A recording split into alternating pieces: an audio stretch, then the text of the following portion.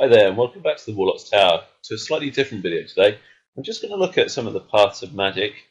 Today we're going to do Divination, and just talk about some of the spells which are available and how they can be used within different armies to make the best of them. So what we're going to do today is just go through spell by spell. In a couple of my battle reports I've mentioned that I'm not that keen on 9th Age magic, and I think I've done some self-analysis, and really it's not that I don't like 9th Age magic, it's just the drop from how amazingly overly powerful 8th edition Warhammer Fantasy Battle Magic was. It just feels like such a big change with changing games that I found it much less effective. Now, a big part of that is not having access to as many spells, or it being really expensive to get access to so many spells. So almost always I take a level 4 wizard and therefore be almost guaranteed to get the spell or spells I wanted, just because the nature of how you rolling spells up works. Now with only 2 spells, it's much harder to get those spells that you want. You're not always able to drop to a base spell, so it's very different in how we create the magic, and that to me is a key part of how you choose the path of magic you want. So from this, it's also hard to get a number of different spells. So you want always to have spells you can cast in the early game, so magic missiles, snipes, trying to get scrolls out and trying to do some damage as well, obviously early in the game. Clear chaff is one of the things I used to use magic for a lot, so I would tend to run Bretonnians, now Ecatane, and their big problem is getting through chaff. So I used to run Heaven's Magic, and both the attribute, which was to damage flyers, and the Chain Lightning and Thunderbolt spell would clear chaff really well. So that would be what I would use in the early game, but it also had an attribute spell, which was a great Hex, and reroll ones I thought was an amazing buff spell for my troops, as they, particularly on the charge for those lances. So yeah, it's the problem in 9th that I find is you've got such a limited amount of spells and such hard choices to make that to get those 2 utilities from your spell deck is really hard. So early game, I find it hard to get enough firepower through to draw scrolls so that when you go in, you're effective with your buff. So I've either found I'm stuck in combat and I can't use my 1 magic missile, or I'm out of combat and I've got all buffs and hexes. So there's always that one spell they can stop. So that's my thought really. Now let's get onto the Divination deck. So before we even get into the spells, the first thing to talk about is the Conclave. Now this is an additional rule, which means that spells from Divination gain plus 3 inches for each wizard with Divination spells. Now, within 12 inches of the caster. Now, this seems really just a nothing thing to start with, but then you suddenly look through the spell deck and you see that there's several auras. So 3 inches on top of an 18-inch range is neither here nor there, but an additional 3 inches on an aura of 6 inches, suddenly that's a huge amount more units you can affect, or it's much easier to position your mage. You can mage and stay out of range much more easily to just allow you to get within those auras. So to start with, I was like, oh, what would be the point in spending all that extra points on a second Divination wizard? But suddenly I'm like, oh, that's actually pretty handy. You can get so much more range from those spells that I have a very small range to start with, that things become much more effective. Now, the rather large downside to this is whenever a wizard attempting the spell loses focus, all the Divination wizards within range of this effect also lose focus. So the temptation is going to be that you cast with higher amount of dice, just so that you know you don't lose focus. We'll talk a bit more about the application of this in a moment, but there are ways to mitigate that. But yeah, it's going to be tempting to go 1 more dice than you would have normally, just because, especially in the early magic phase, just because you don't want to lose focus with your 1 caster and that means 3 casters go out of action that phase. So moving on, the attribute is Guiding Light, and again it seems a bit situational. So you basically become what will be cold-blooded for Lisbon. You take away a d6 when you take a leadership test. Now this is actually really good benefit. The downside I would see if it was a pure spell is that where do you place it? Is it worth putting dice into it, knowing that you're likely to pass that leadership test anyway and needing a bit more buff, or knowing you're likely to fail it and you're wasting your dice anyway? But this isn't a spell you're going to have to throw dice at. This is an attribute. It's got 18-inch range, which is a pretty long range. And as we can see from this little chart, it gives you a big boost in your chances of passing those leadership tests. So if you look at if you're leadership 5, so you're going to lose a combat by 3 or 4, you leadership 8 or 9, you're only 30%, under 30% likely to hang around on that break test without a reroll. You jump to over 50% likely to hang around, almost doubles your chances of hanging around by having this attribute. That's a massive boost for a freebie. Even if you're high leadership, up at leadership 9, it gives you that extra 10% chance of staying around. It's such a good attribute. As I say, as a spell, I wouldn't be that enamored with it, but as an attribute, amazing. On top of that, you gain the extra 3 inches for the conclave rule. A 21-inch range on this will be really good. So yeah, I think a great lore attribute, one of the better ones in my opinion. First to the base spell, the spell you can always swap to, and again a good spell, which to my mind makes it a good lore. So if you roll a poor spell, if you've got a level 1, you roll a bad spell, you're like, oh great, I don't want that. You can always drop to Scrying, which gives your target distracting and hard target. So you're -1 to hit in combat and for shooting. So if you've got a character, they've got a cannon, you can drop them from 4s to hit to 5s to hit. That's a big boost. Now on top of that, as I say, there's that 6-inch aura. So if you've got a combat character and he's going in, you've got multiple units in that combat, you can cast it as a bubble. Okay, it's a 10. That's quite a big casting value these days. But potentially that makes the entire combat -1 to hit. Having used Ice Shard Blizzard a lot with Heaven's Magic back in 8th edition when I used to play that, that -1 makes such a huge difference. It swung so many combats, and that was using it on one unit. Use it on multiple units, that would be phenomenal. So 7+ to cast with an 18-inch range. That means your wizard can be in your backfield.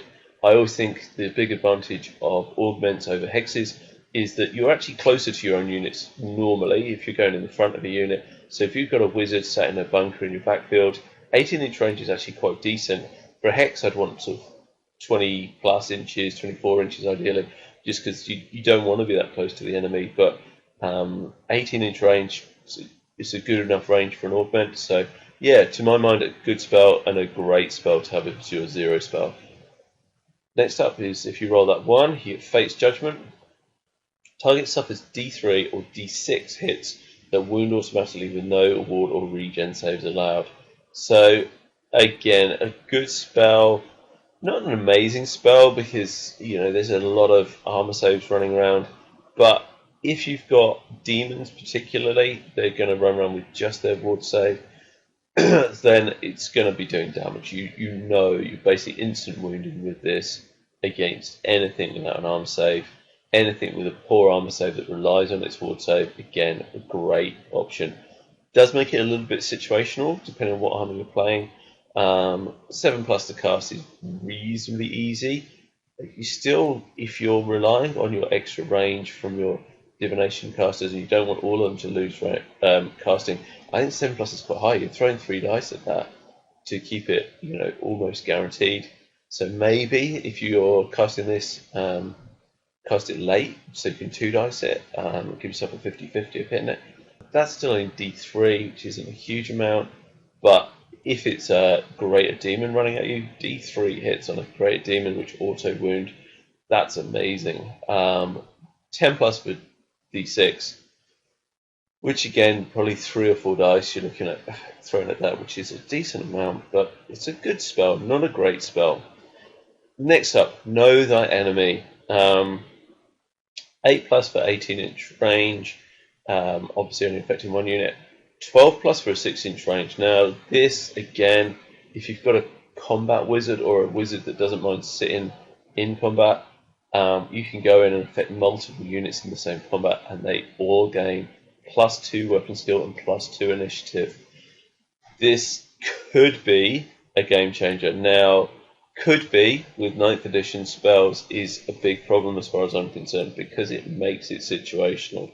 There's a limited application, and you're likely, unless you're bundling a heap of points into Magic, only having a limited amount of spells. So that spell that is going to be that key spell on that one turn, do you want to throw all your dice at it and risk blowing up your wizard and all the other nasty effects on the miscast table? Maybe you do want to take that risk, but I think I'll put a link to a battle report with a particularly tasty miscast in the show notes. And yeah, that miscast table can be a cruel mistress. So yeah, I like the spell. It's a good spell as an aura. It's potentially a great spell if you've got a combat wizard, if you've got a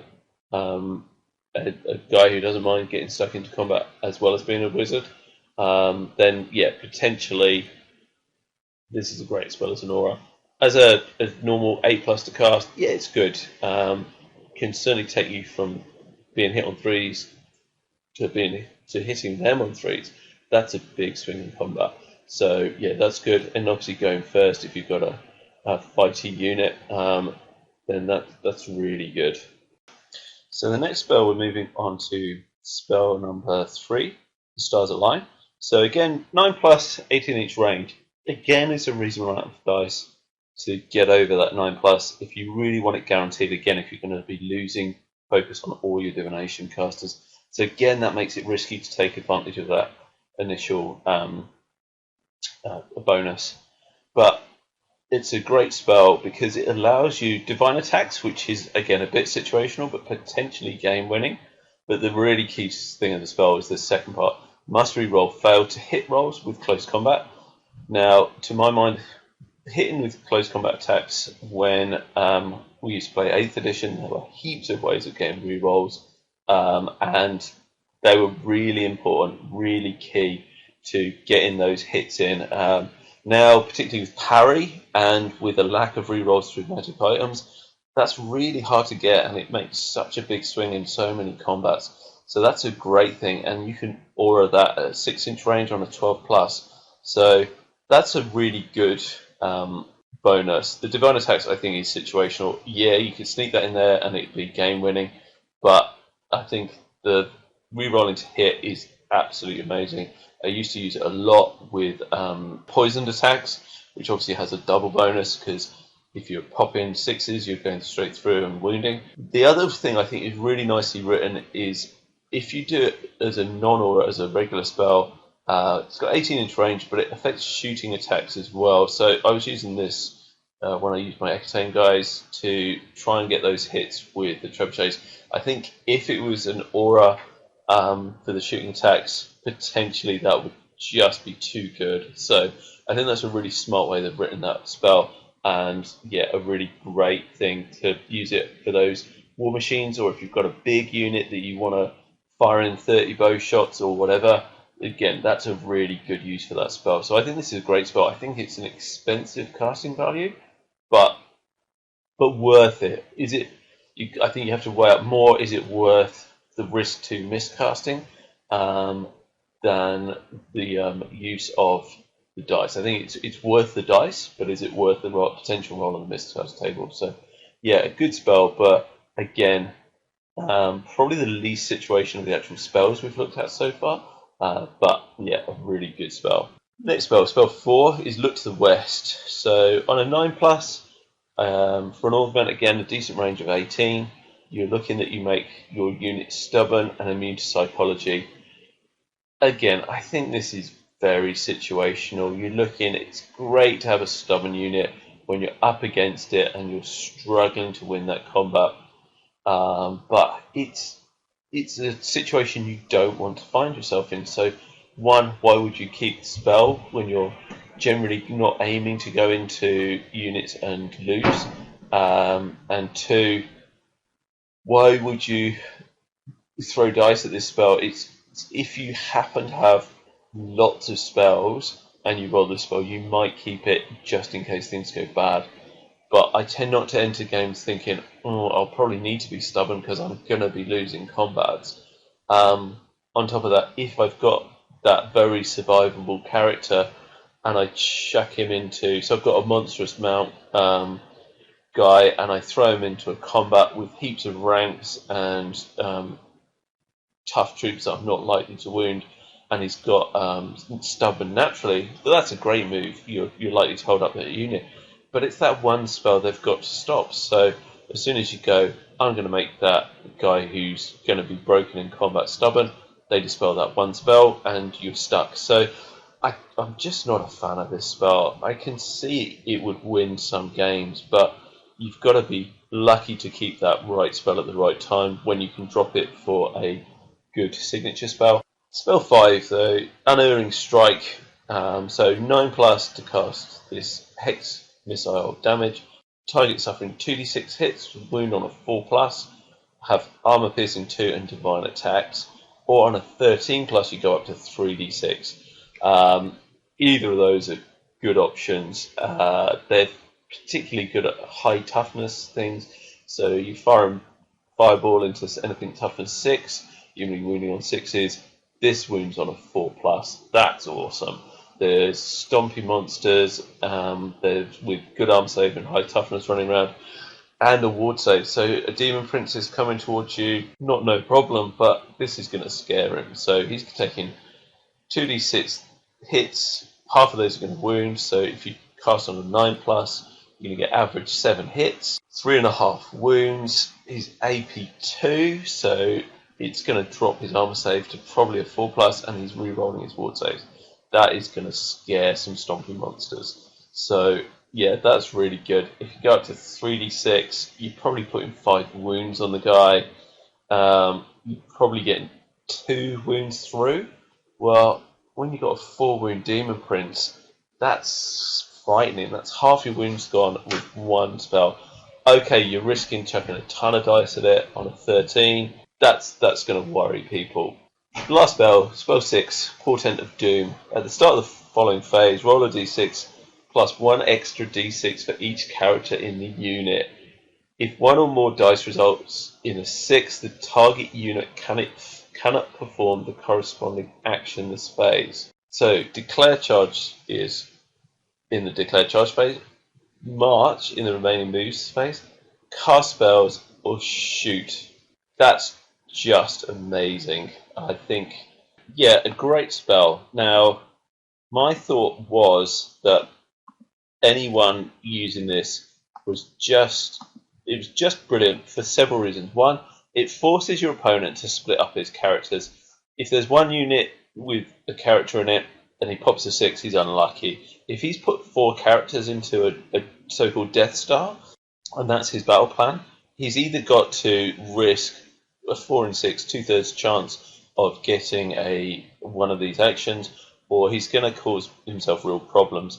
Now, I've always read this spell that they can't do any of those actions. I'm now reading it that if you get 1 6, they can't declare charges. If you get 2 6s, they can't march move. If they get 3, they can't cast spells. So potentially it becomes a little bit more situational. So really you're looking that you're trying to get that 1 6 and stop them charging.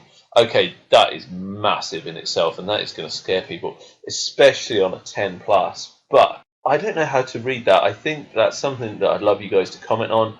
How do you read that? Do you think it's 1 means declare 2 charges, 2 6s means remaining moves for effect, 3 6s means magic phase, or is it all of those effects? If you get 1 6, you get all of those effects. So please comment on that in the comments below, especially if you're one of the 9th age authors. That would be great.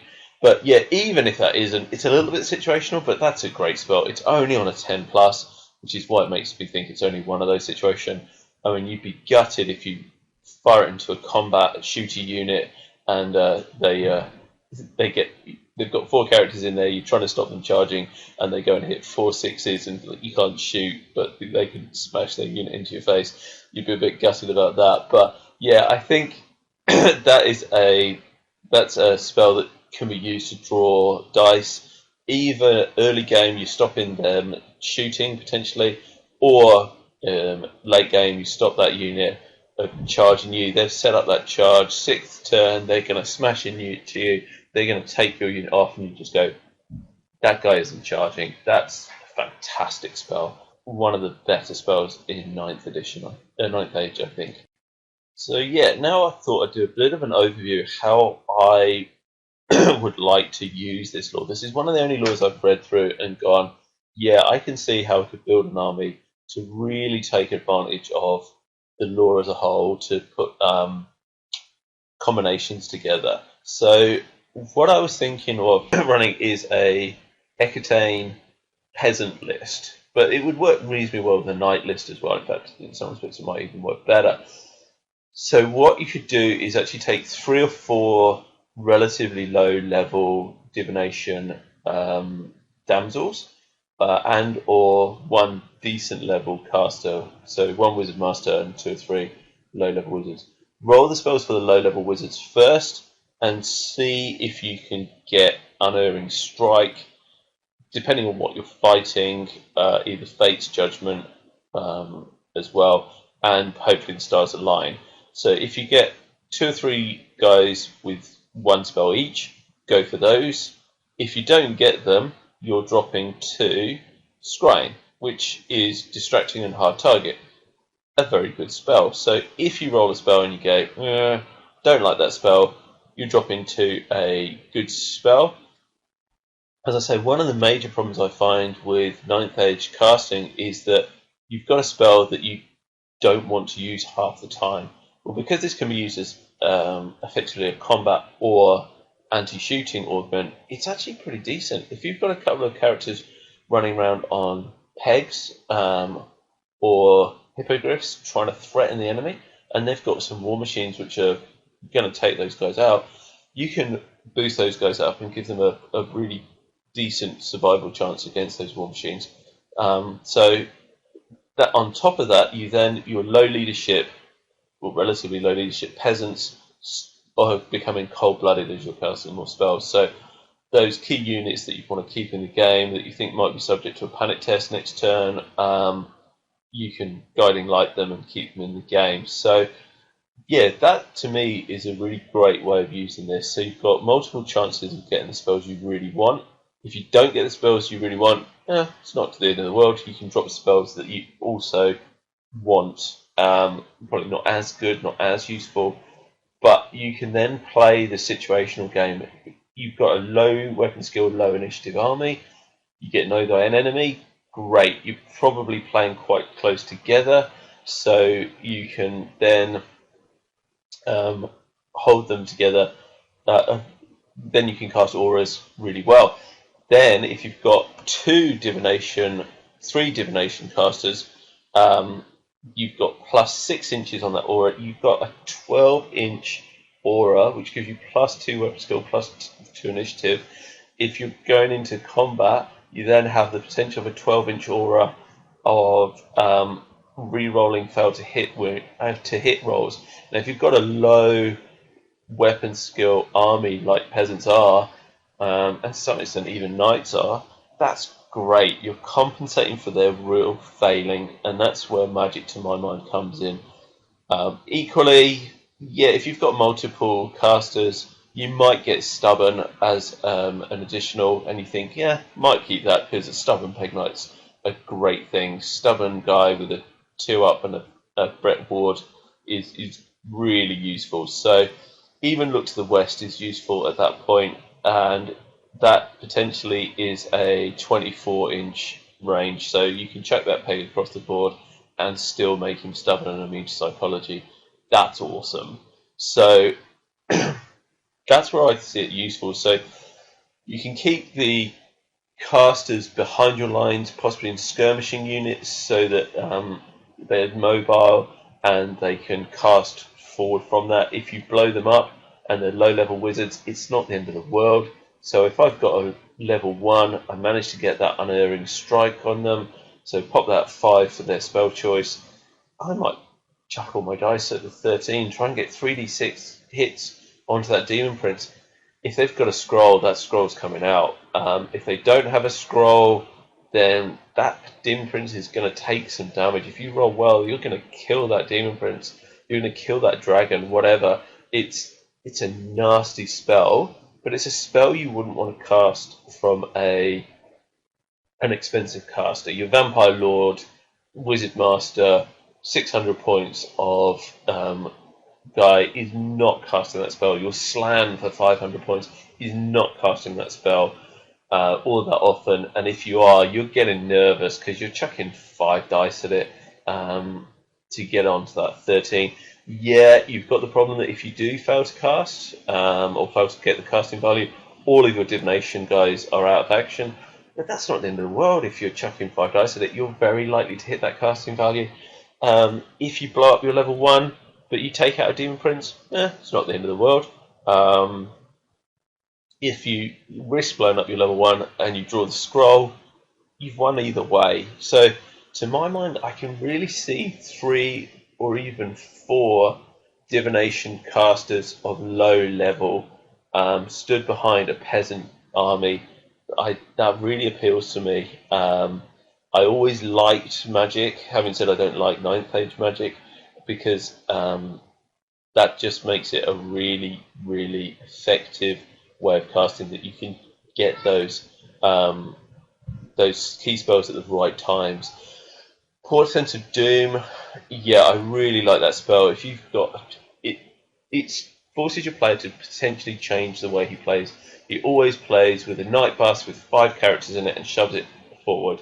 Well, tough luck, mate. If you're doing that, then you're very likely to be unable to do some of those, some of the key things that you want to do in that turn. If it does all of those effects, then that's a phenomenal spell. If it does one of those effects, then it's still a good spell. Either way, I'm pretty happy with that. So hopefully, I've got a friend who's got a peasant army, and I'm going to borrow some more peasants off him. I'm looking at buying a heap more peasants and building an Equitane army with more peasants in it. I've got a few, but yeah, I'd be keen to get quite a lot more going. So watch this space. But yeah, Divination, I think on a level high caster, 1 caster, it would be okay. Try and get as many spells as you can, and then it's got some real utility. If you've got a low leadership army, I can see it then, because that augment is going to really compensate for that. If you're susceptible to shooting, again, distraction and hard target as a base spell is good. So I can certainly see a level 1 on this, one level 1, and just use scrying and that augment if you don't get a spell you want, because that's decent. You can chuck all your dice at it, and if you blow up your level 1, it's not the end of the world. Possibly a level like a 2 spell guy. Try and get a few more, maybe pop 1 decent spell. There's so many good spells in that you should get 1 decent one, and then drop scrying with your other one. So yeah, I really like Divination as a lore, as a path. So yeah, it's probably my favourite of them. It's got combat utility, it's got some decent magic missiles, although they are a little bit situational, but kind of in a good way. They're wounding high toughness stuff. They're hard to cast, but they're getting rid of high toughness things. That's good. They're not your clear chaff magic missiles. They're your clear monster magic missiles. Well, who likes to fight monsters? So yeah, I can definitely see their utility. Anyway, this has been the Warlock's Tower, bringing you a tactic report on Divination Path. Comment below, email me, get in touch via Twitter. I'll be glad to hear from you. Always glad to chat wargaming, so get in touch.